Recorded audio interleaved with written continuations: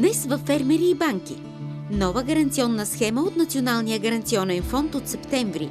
И могат ли фермерите, получили веднъж кредит с помощта на фонда, да разчитат на обезпечение и за следващи проекти?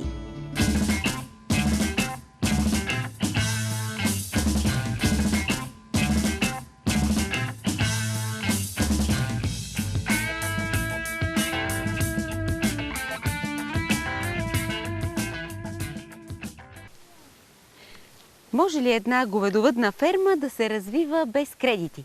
Отговорите търсим този път в Елена на празника на града 21 май. Здравейте, добре дошли на празника на град Елена.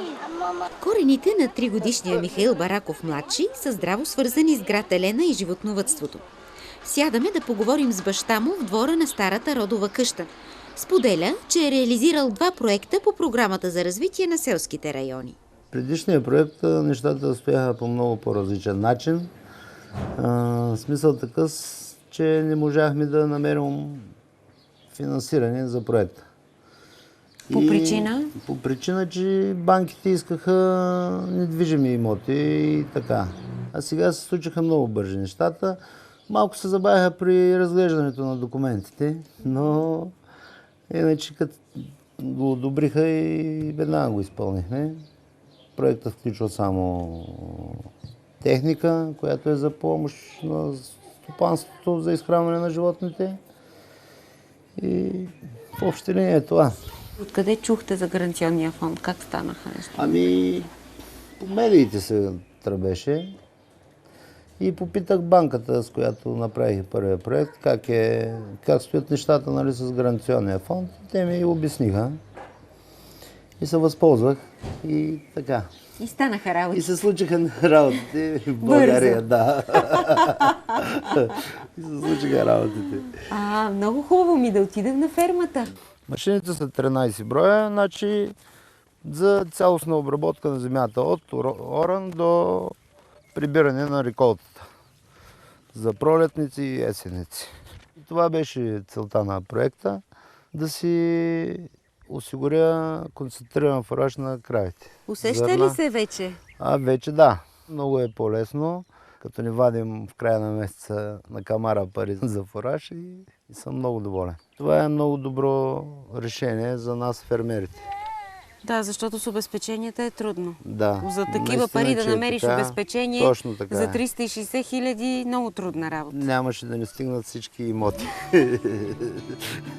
Какво се случва обаче с обезпечаването на фермерски кредити за междинния период, докато Националния гаранционен фонд и Програмата за развитие на селските райони договорят гаранционната схема за влезлия в сила програмен период 2014-2020 година? За да компенсираме този период, който на практика няма да има гаранционна схема разработена съвместно с земеделието, ние пускаме гаранционна схема за собствен риск, която ще покрива до 50% от размера на гаранцията, като в случая гаранцията ще може да се ползва и при усвояване на авансови плащания, тъй като пак за собствен риск нямаме ограничения в този случай. Гаранцията по инвестиционните кредити е до 50%, като до 1 милион лева може да бъдат гарантирани от фонда.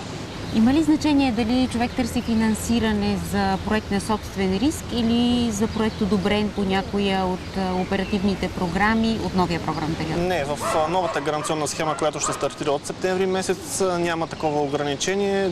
Проекти, които са приети сега април месец, могат да кандидатстват за финансиране от банките партньори, също така и за гаранция на ГФ.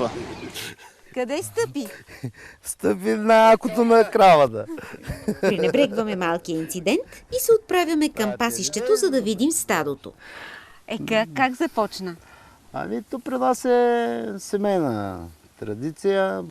Имаше период, когато няма животни и съм спирал по магистралата и гледам как пасат. По 1-2 часа съм сядал до краваря и гледам как пасат. И сега вече сърцето ти е на място, сега вече, както се казва. сърцето ми е на място, но много скъпо удоволствие. Много е хубаво. Но има още какво да се иска.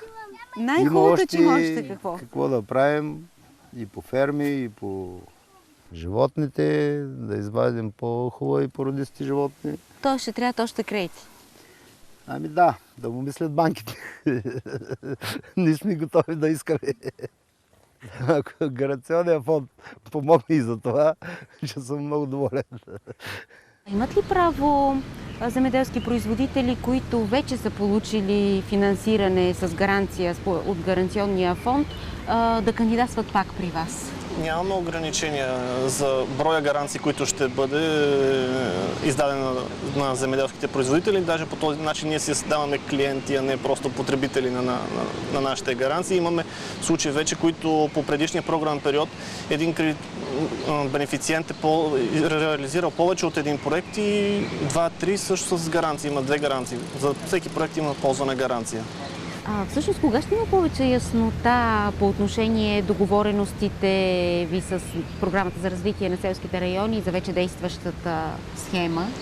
В момента ръководството на Национален гаранционен фонд и Министерството на земеделието водят преговори за новата гаранционна схема. В следващата рубрика Фермери, банки на Бръзди се надяваме, че ще можем да дадем повече информация относно развитието на този продукт. Така че на 27 юни в Бръзди очаквайте повече за договореностите между Гаранционния фонд и Министерство на земеделието.